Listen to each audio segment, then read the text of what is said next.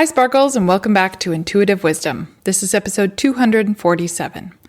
One of my favorite things about hosting this podcast is the opportunity to introduce you to new ideas, new perspectives, and new ways of understanding energy, intuition, and the spiritual world around us. Many of my guests bring a fresh take on topics we may already be somewhat familiar with, whether that's intuition, healing, manifestation, personal growth. I always believe you keep going until you hear somebody say it where it clicks and makes sense for you. Like just hearing it a different way can be really helpful.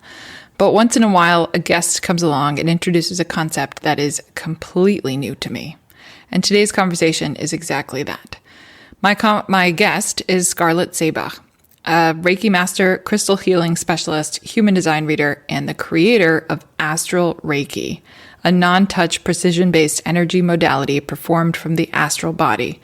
Its purpose is to clear interference, retune the energy field, and replenish light. Now, if you're wondering what that means, you're not alone. In this conversation, we're getting into topics that I've honestly never heard discussed anywhere, and I listen to podcasts too and read lots of good spiritual books. I've read a little bit about astral travel, but we explore what Astral Reiki is, how Scarlett developed this practice, the role of the violet flame in her work, and what clients can expect during a session. We also talk about astral projection, the astral realm, where time doesn't exist, but everything does. We also spend time discussing spiritual protection, energetic boundaries, and why it's so important to safeguard both your light body and your physical body when exploring expanded states of consciousness. Scarlett shares why she believes we shouldn't just rely solely on our own energy for protection and the layers of support available to us. And of course, I had plenty of questions, including what does astral projection actually feel like? So grab a cup of tea, settle in, and join me as I welcome Scarlett to Intuitive Wisdom. Here we go. I'm K. Margaret Solorio, certified Angel Reiki Master, intuitive guide, author of Make Ease Your Vibe, and creator of the Home Frequency Reset. This is Intuitive Wisdom, where we explore the connection between energy, intuition, spirituality, and the spaces we live in, so you can create more peace, clarity, and delicious ease in your home, your heart, and your life. Well, welcome, Scarlett, again. Thank you so much for joining me today. How are you? I'm doing good. How are you? I'm doing well. I'm excited, as I mentioned. You may know on this podcast, we like to explore what it means to live in alignment with your energy and how trusting your intuitive wisdom can transform your inner and your outer world.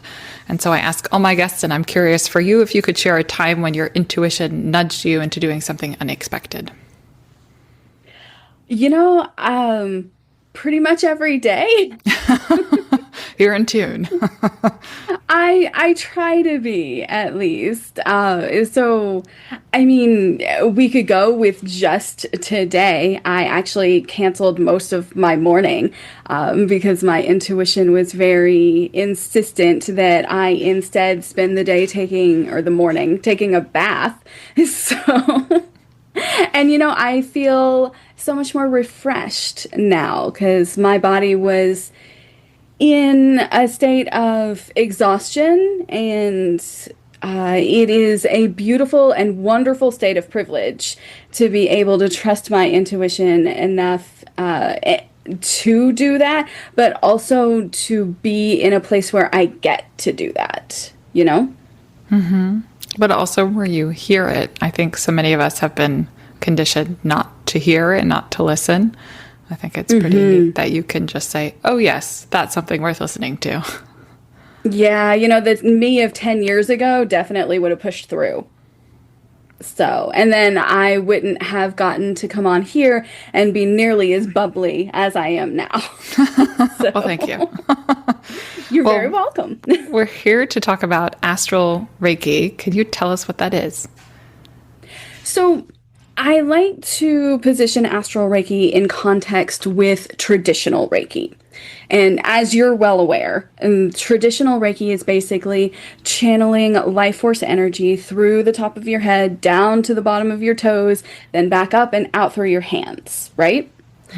So with Astral Reiki, we're still channeling the same life force energy, but instead of me channeling it through my body, I'm actually taking my light body or my astral body or soul consciousness, whatever you want to call that. I usually call it my light body, out of my physical body and taking it over to where my client is. And I'm channeling that life force energy through my light body instead of my physical body. So you usually end up with a cleaner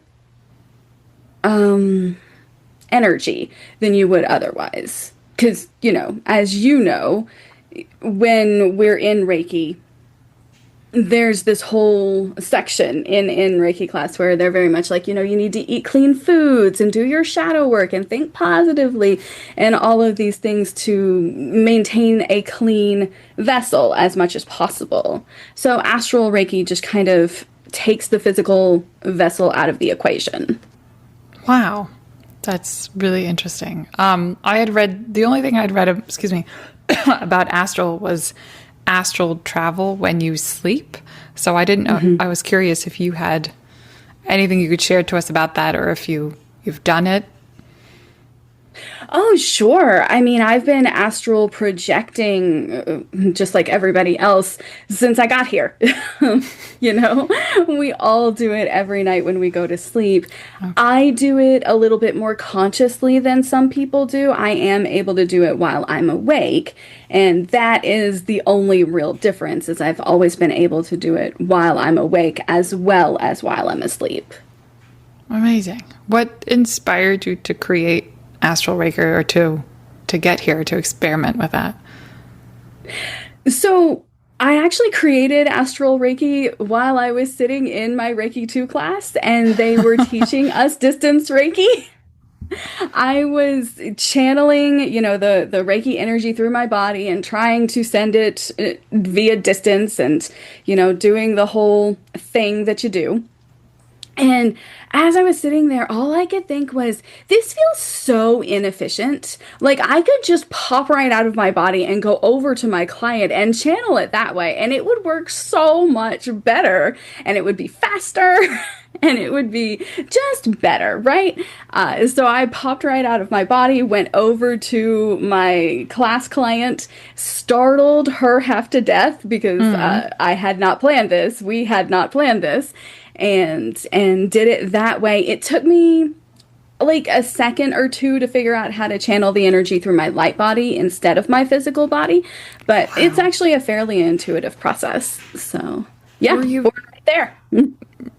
Well, that makes complete sense. I've just never, I think I had one energy session where I felt my light body separate from my physical body, but that's never something I've thought about consciously doing. Is that something that just started happening for you one day, or you thought about, let me see if I can do that, or have you always done it? I had a rough childhood, and astral projection is actually an incredibly effective dissociation technique. Ah, okay. And so that's kind of where that came from. I started astral projecting because trauma. Yeah. And, a lot of times our trauma responses can become incredible tools later in life.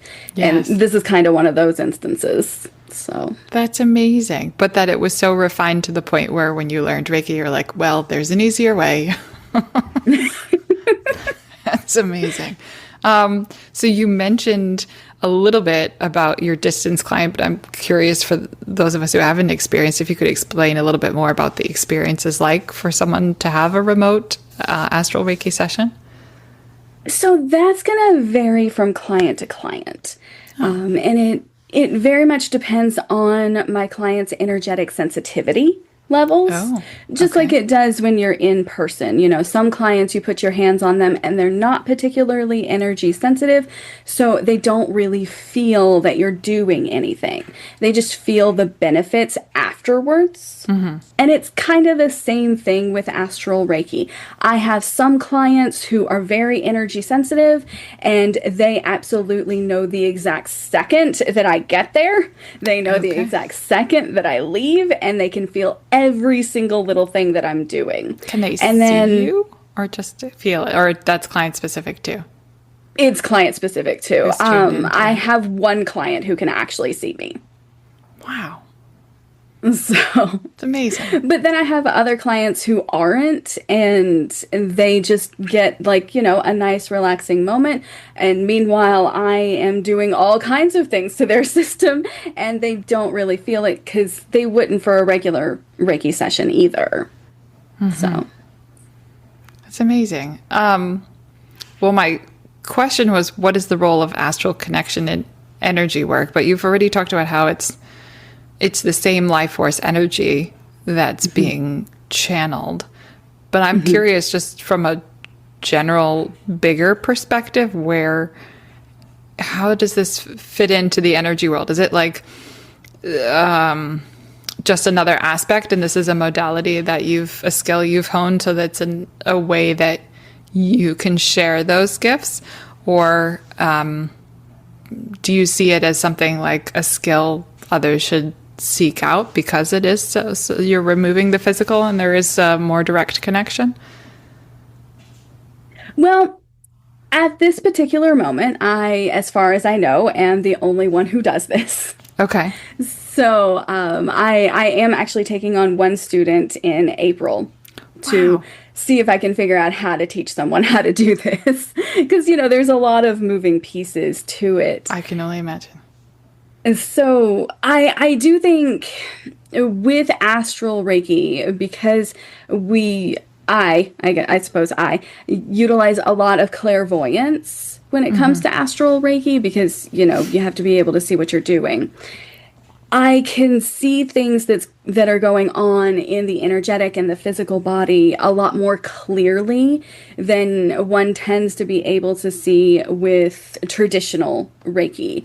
And so that kind of widens my perspective and widens my choice of tools as far as what to do about things. So, I utilize the violet flame a lot for whenever I see a lot of junk, basically, in people's biofields. Can you explain violet flame? Sorry. Sure. So it's very much what it sounds like. It is a purple fire. And that purple fire or violet flame is basically this cleansing flame that transmutes the less than ideal energy, because it's not necessarily negative, it's just not the energy we want, so we call it negative energy. And that's a physical fire or one that's in spiritual? It's spiritual. Okay. It's very much a spiritual thing. It's something that I command or use while I'm in astral form. Thank you. And use that to clear out people's biofields, sometimes their chakras, sometimes their organs, just depending on what's going on in their system and what they can take as far as energetic sensitivity goes. Because I wouldn't use the violet flames on someone's organs without some pretty serious mitigation techniques if the person was energetically sensitive, because that would hurt. So. Okay. Sorry, I went off on a tangent. Oh, no, that's my fault, and I much appreciate it. So do you want me to go back? I was asking about where you see Astral Reiki fitting into the world of energy work. So that's kind of what I see is like... Hi, Sparkles. Before we get back to today's conversation, I want to share a few ways that I can support you in your journey. If you've ever wondered whether the energy of your home could be affecting your mood, clarity, intuition, or overall well-being, I've created a free interactive quiz. In just a few minutes, you'll discover your home energy type and receive personalized guidance to help create more peace, alignment, and delicious ease in your home and life. And if you're ready to go deeper, I offer home frequency reset sessions where I help clear energetic clutter and realign the energy of your space so it feels more calm, supportive, and aligned with the life you want to create. You can learn more about the quiz, my home frequency reset services, and book a session by visiting my website, deliciousease.com.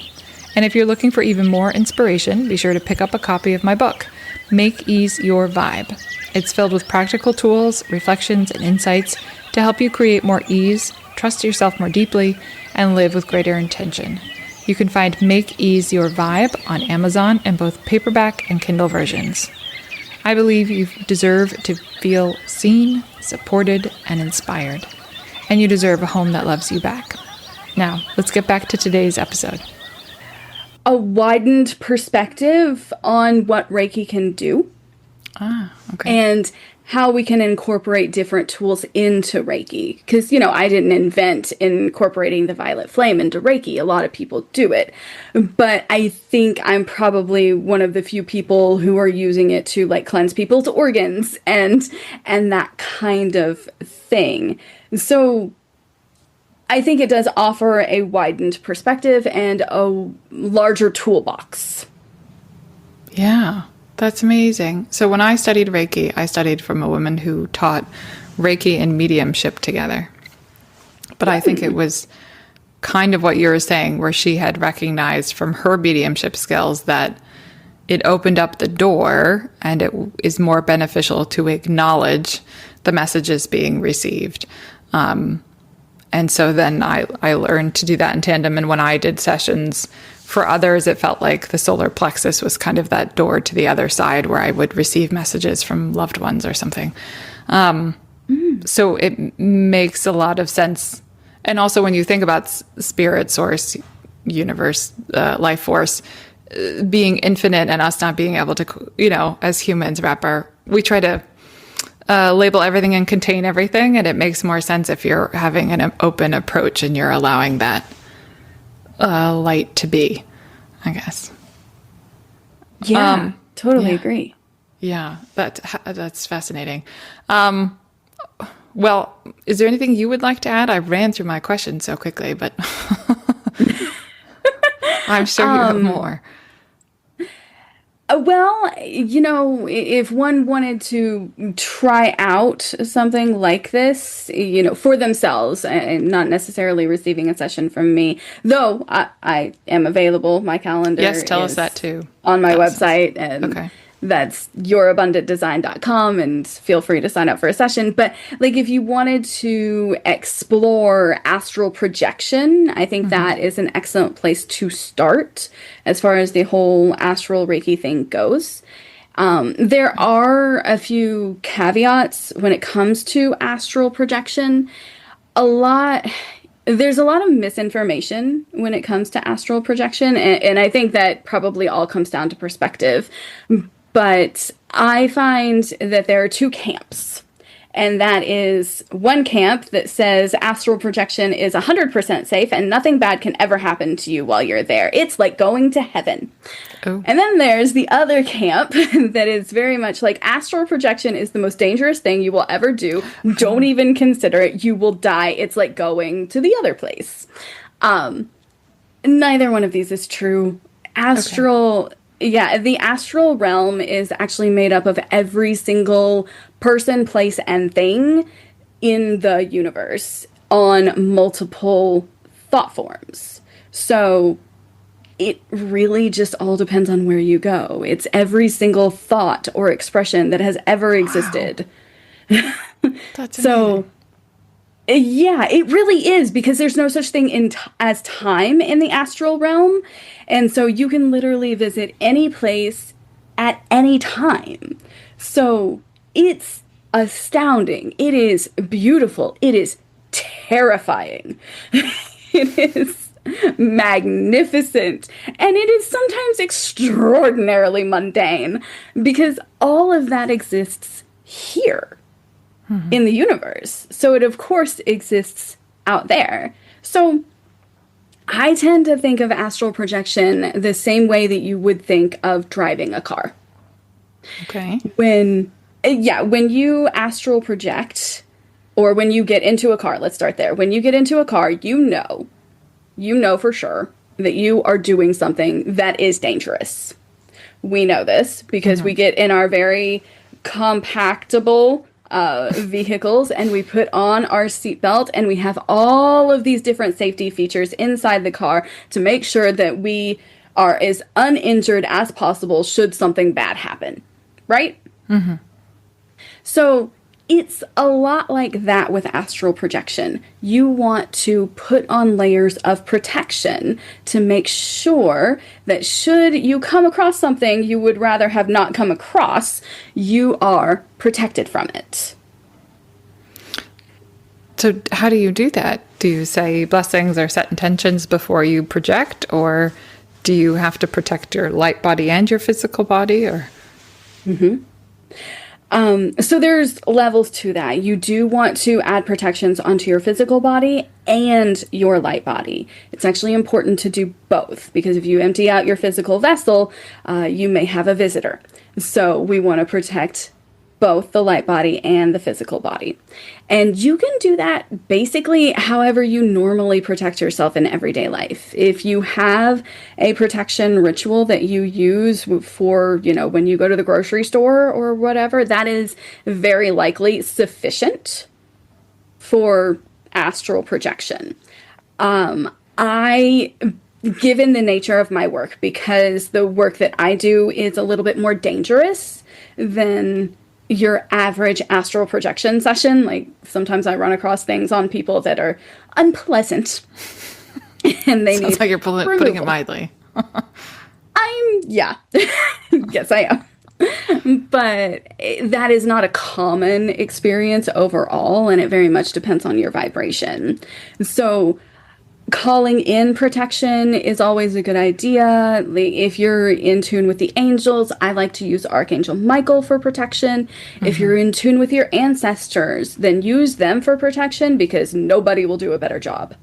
Like, your ancestors are there for you, and they will, I have a thing I want to say, but let's just say they're very protective.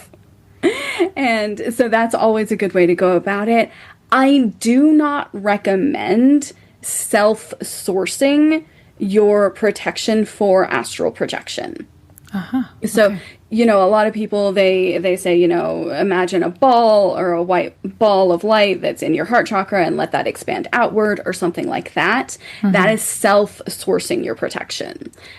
I would highly recommend you call on at least an additional external source of protection, because, your consciousness is going to leave your body. So it's not really going to be able to do a good job of maintaining your physical protection, because it's not there. So makes sense. Yeah, so I definitely recommend external protection for any astral projection section. That's great advice. Astral projection session? Yeah, there we go. I'm curious what it feels like when you astral project. Does it feel like meditation? It can. So, things get kind of complicated when we talk about meditation versus astral projection. Because, you can meditate on just about anything. And most of meditation is really going within yourself. Mm-hmm. That is generally the whole idea, and accessing your cells and your DNA and your as opposed subconscious. To connecting to spirit. Right. Okay. So, and there are meditations that include connection with spirit. Absolutely. It's complicated, but for the most part, I tend to think of meditation as accessing your inner self. But astral projection is leaving yourself and going into the outer world. So that's, quite frankly, way too small. We're talking universe here. So right. On so many different planes, it's difficult to imagine them all. The vastness available to you when you astral project cannot be overstated. So it is different, and I know for me, there's actually a physical sensation that kind of accompanies astral projection. So, generally we start with astral projection in a meditative state. We kind of go in to go out. Okay. So I generally start with a grounding practice of some kind. I know, counterintuitive, but if you ground, it helps. Mm-hmm. And then you kind of relax your body. And then what will usually happen is you will feel some sort of unpleasant physical sensation. Some people report tickling or itching or tingling. For me, my hair will start to drive me absolutely insane. I don't know why, but it's just like it starts itching all over my shoulders. And so that's how I know, like, we're getting ready to go. So it's a very strange thing. But then if you can get through that, don't move anything. Try to just sit with it for a second. It will pass. And once it does, you just take one more deep breath and let it out. And then usually you will actually feel your astral body remove itself from your physical body. Wow. I mean, that's amazing. It is kind of cool. Like, it's blown my mind. I'm going to need to sit with that for a while. Thank you. Where can listeners, you mentioned your website, but go ahead and mention it again. I will, of course, include everything in the show notes, but how best can people connect with you and your work? Sure. So the best way to connect with me is through my website, which is yourabundantdesign.com, because I also do human design readings. Oh. And yeah. And there's also astralreiki.net, which will get you straight to my Astral Reiki page, but on exactly the same website. I also, if you're interested in trying astral projection for yourself, I do have a meditation available on Insight Timer that takes you right through a guided, we call it a meditation, but it's whatever. It's a guided astral projection session, let's say. Yeah. Well, I'm definitely going to look for you and follow you on Insight Timer. That's great. Thank you so much. I very much appreciated this conversation. Thank you so much for having me. It's been amazing. Hi, Sparkles. I hope you enjoyed this conversation as much as I did. Two things really stuck with me, besides having my mind blown by Astral Reiki, the concept. It's the reminder that there's always more to learn. The spiritual journey isn't about having all the answers. It's about remaining open and curious, available for possibility, available for that extra that the universe and what is possible being something bigger than you can even imagine. I also appreciated Scarlett's emphasis on spiritual protection, regardless of your personal practice, creating healthy energetic boundaries, but also being aware that when you open yourself energetically and spiritually, that you don't want to just absorb others' energy or leave, you want to also protect your energy and have those spiritual boundaries, and understanding that we can ask for help, that it's not just about you being strong or you remembering to do something else or you doing this and that. I love that this also points to what I always talk about, is that there are so many angels around you all the time, ready, willing, and can't wait to help you. You just have to ask. So this is another reminder, you just ask for help, whether that's spiritual protection from Archangel Michael or health concerns with Archangel Raphael or whoever it is, or whatever it is that you need help with. Nothing is too small. There are trillions of angels ready and excited to help you, and to remember that that spiritual support is available for you. And with that, I'll see you next week. If today's episode resonated with you, please subscribe, leave a review, and share it with someone who could use a little more peace, clarity, and support. I appreciate your help.